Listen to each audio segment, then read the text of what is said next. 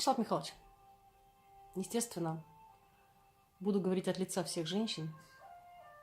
Очень многие женщины привязаны к слову «любовь». А что вот в вашем понимании любовь? Сейчас раскрою вам все мужские секреты, да? Любовь. Многие мужчины вообще считают, что любви не существует. Ну, нет ее. Потому что мужской менталитет, он склонен к тому, что вот это можно пощупать, вот это стол, вот это кружка. Я могу попробовать этот напиток и определить, что это прекрасный пуэр.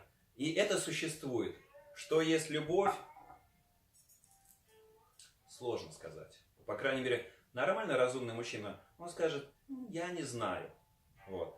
А какой-нибудь человек, который хочет на этом еще неплохо заработать, провести какой-нибудь тренинг, например, или семинар, он будет говорить, что я точно знаю, что такое любовь, приходите ко мне, я вас всех научу любить. Я вообще не понимаю, как мужчина может научить любить. Наверное, для мужчины это состояние больше связано с женскими энергиями, то есть женщина как бы есть воплощение этого понятия энергетической субстанции любви, да? А мужчина лишь всего способен принять, разделить, приумножить, дать направление этому потоку. Вот это мне как бы более понятно. То есть женщина, она как и является таким безграничным хаосом со множеством энергии, является воплощением любви, дарит ее. Мужчина принять, направить, как-то перенацелить, может быть, этот поток, на что-то, да, то есть вот этот огромный энергетический потенциал, который назвать любовь, да.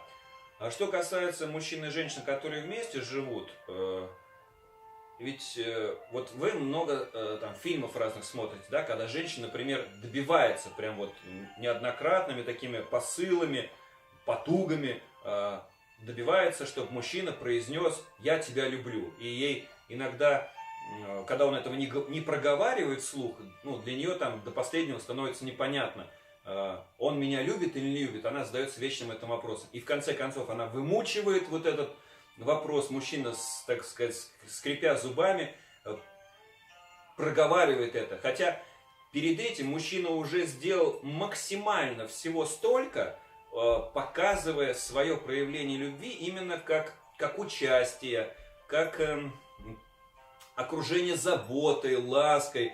Он думает про себя, я же это все уже сделал, и это сделал, и тут что-то, и полочку в конце концов эту прибил.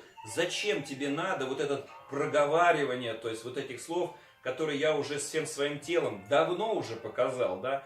И в конечном итоге он сдается и говорит, я тебя люблю. Все, женщина успокаивается, мужчина не понял, что это было. То есть, да, все, что перед этим он делал, творил, созидал, это как бы ничто. А проговорил.